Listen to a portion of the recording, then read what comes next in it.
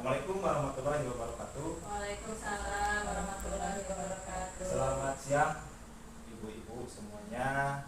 Pada bahwasannya pada hari ini saya akan mencoba mempresentasikan rencana tindak lanjut atau RTL yang akan dilaksanakan di SDN 3 Bojongengger.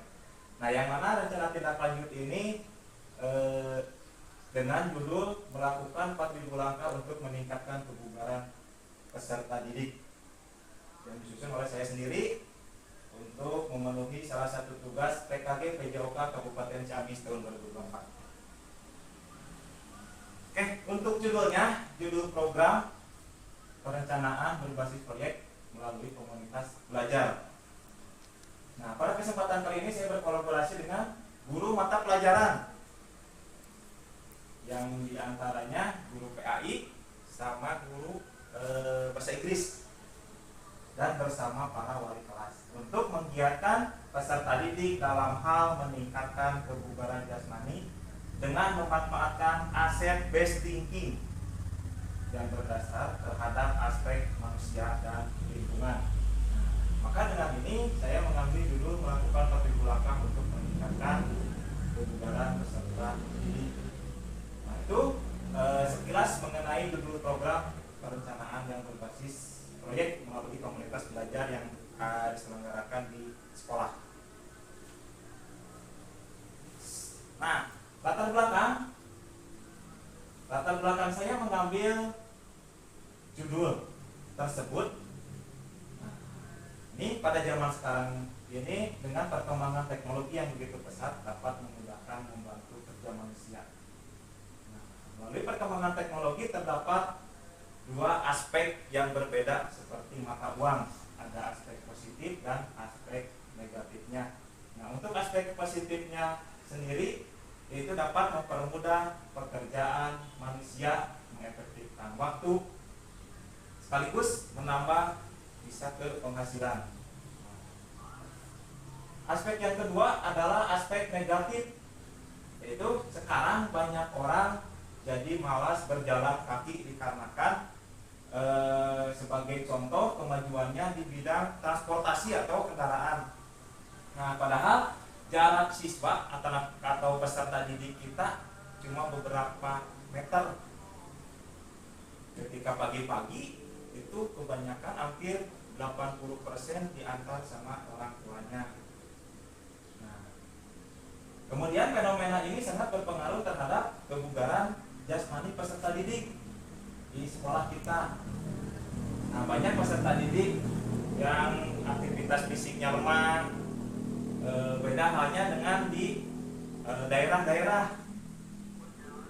Kalau di daerah-daerah, sekolah-sekolah di daerah-daerah luar biasa, aspek geraknya dan aspek fisiknya sangat kuat. Beda dengan di kita. Dari segi postur, oke lah, kita peserta didik kita tinggi-tinggi, tapi kalau dari segi kebugarannya itu sangat lemah. Nah, maka oleh sebab itu, nah di sini saya akan mencoba menerapkan program 4.000 langkah. Mudah-mudahan peserta didik kita menjadi lebih bugar lagi. Kalau 4.000 langkah itu, kalau dihitung jarak, kemungkinan 3,5 kilometer. Ya, 3,5 kilo cukuplah buat peserta didik yang ada di kita. Untuk selanjutnya, tujuan program.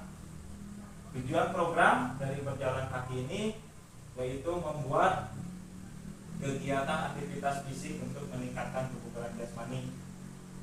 Jelas dengan kita berjalan dapat menambah atau meningkatkan kebugaran jasmani. Yang kedua, menambah wawasan dan pengetahuan dengan lingkungan yang berada di sekolah kita. Nah, di sekolah kita itu banyak aset yang bisa dimanfaatkan oleh peserta didik. Sebagai contohnya, kalau di sebelah sana ada kayak kolam. Ya, itu menambah pengetahuan kepada peserta didik untuk kedepannya bisa berkolaborasi dengan mata pelajaran IPAS gitu ya, tentang ekosistem yang ada di kolam contohnya.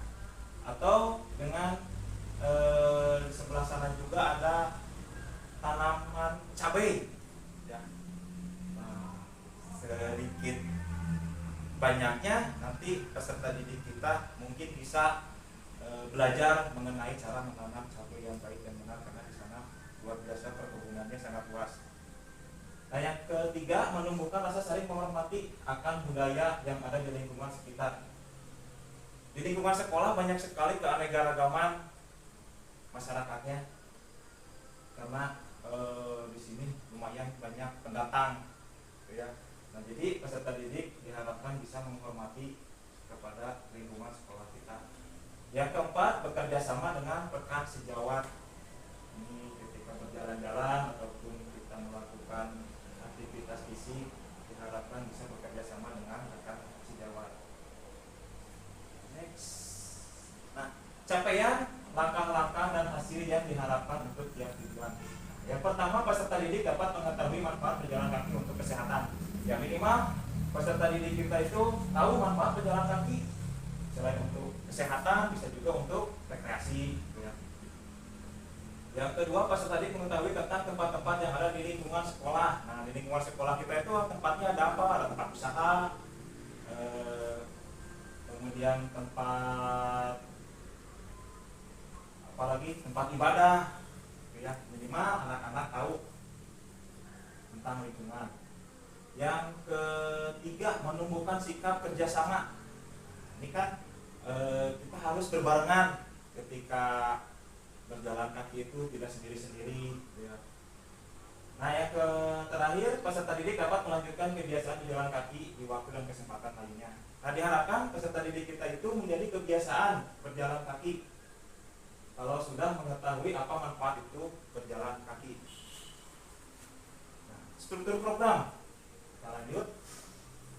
Nah, program yang dibuat merupakan kokurikuler yang menjadi upaya untuk mendalami dan menghayati mata pelajaran yang didapat melalui kegiatan berjalan kaki. Nah, untuk kegiatan kokurikuler sendiri itu adalah kegiatan di luar jam pelajaran. Ya. Peserta yang terlibat dimulai dari kelas 1 sampai kelas 6, jadi semua peserta didik kita libatkan. Untuk penanggung jawabnya di sini kepala sekolah.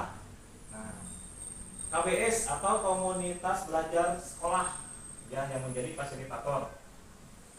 Nah, dengan mengambil judulnya Bangunlah Jiwa Raga, yang terdiri dari beberapa guru kelas, guru mokok, dan pengarahan tulis. Yang selanjutnya mitra dengan wali kelas. Nah, saya sendiri ada mitranya dengan wali kelas sebagai koordinator masing-masing, kepanitiaan peserta dan pihak lain yang berasal dari murid. Bisa jadi untuk siswa kelas 6 ini dijadikan panitia untuk membuat rute perjalanan.